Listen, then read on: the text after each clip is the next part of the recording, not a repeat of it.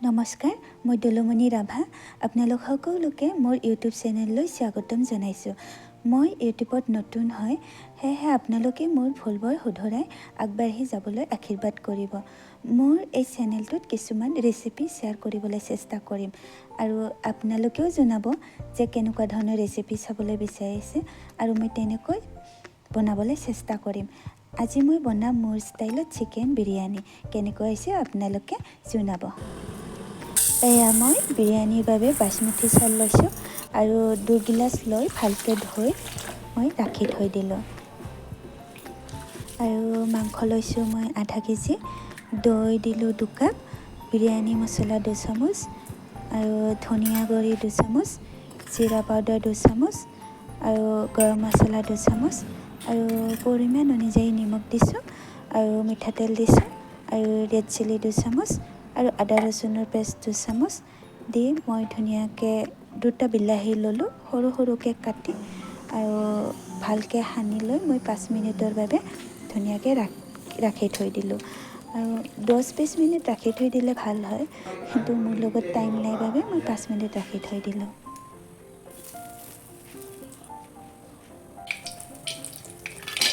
এইফালে কেৰাহী এখনত মই ঘিউ দিছোঁ 2 চামুচ আৰু কাজু মই ৰঙচুৱাকৈ ভাজি ল'ম আৰু লগতে খিচমিচ অলপ ভাজি ল'ম। এইটো বাৰু অপশ্যনেল হয়, কিন্তু মই বিৰিয়ানী বনালে কাজু খিচমিচ প্ৰায় দিওঁৱে, মই খাই ভাল পাওঁ। আৰু লগতে মিহি মিহিকৈ কাটি ল'লোঁ পিঁয়াজ আৰু সেইখিনিও মই ৰঙচুৱাকৈ ভাজি মই এটা জেগাত থৈ দিম।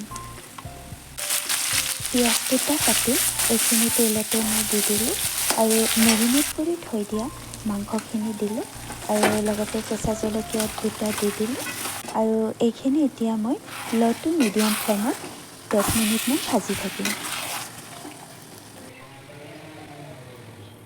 আৰু এটা চুলাত চাউলখিনি সিজাবৰ বাবে কেৰাহী এখনত পানী, ঘিউ 1 চামুচ, নিমখ 1 চামুচ, তেজপাত, ইলাচি 5টামান, লং 5টামান, ডালচেনি দি পানীখিনি ভালকৈ উতলিবলৈ দিলোঁ আৰু এয়া উতলোহাত চাউলখিনি মই তাতে দি দিলোঁ আৰু চাউলখিনি মই 100% সিজাই নলওঁ, 80% মানহে সিজাই ল'ম আৰু যেতিয়া চাউলখিনি 80% সিজি উঠিলে তেতিয়া মই খৰাহীখনত উঠাই থৈ দিলোঁ।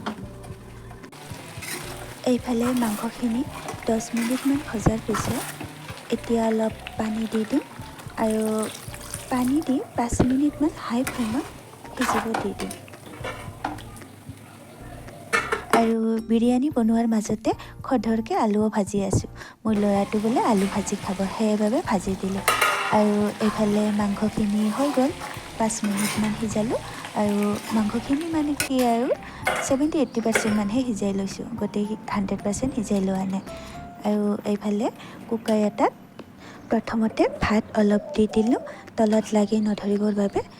এতিয়া মাংসখিনি দি দিম আৰু তাৰ ওপৰত আকৌ ভাত দি দিম আৰু তাৰ ওপৰত মাংস দি দিম আৰু মই যে ভাজি থৈ দিছিলোঁ ৰঙচুৱাকৈ পিঁয়াজ, কাজু, খিচমিচখিনি অলপ অলপকৈ দি দিছোঁ আৰু পদিনা, ধনিয়া পাত এনেকৈ দি দিছোঁ মিহি মিহিকৈ কাটি আৰু তাৰ ওপৰত আকৌ ভাত দি দিলোঁ, তাৰপাছত আকৌ মাংস দি দিলোঁ, আকৌ তেনেকৈ পদিনা, ধনিয়া, খিচমিচ, বাদাম, পিঁয়াজখিনি অকণ অকণকৈ দিলোঁ আৰু ভাত দি দিলোঁ।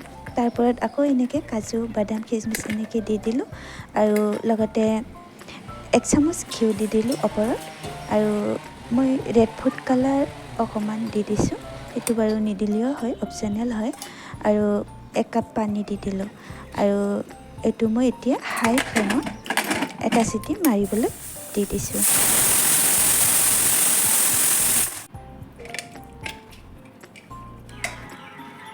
এতিয়া কুকাৰটো মই নিজে নিজে খোল খাবলৈ দি দিলোঁ আৰু এয়া হৈ গ'ল মোৰ 2টা লেয়াৰ চিকেন বিৰিয়ানী। আপোনালোকে কেতিয়াবা বনাই খাবচোন, চাওকচোন কিমান ধুনীয়া 3টা কালাৰ আহিছে, খাবলৈ বহুত সোৱাদ হয়। মই বাৰু ইমান সঘনাই বনাই নাখাওঁ, কাৰণ ইমান টাইমো নাথাকে বনাবলৈ। মই 3-4 মাহৰ মূৰত এবাৰকৈ বনাই খাওঁ।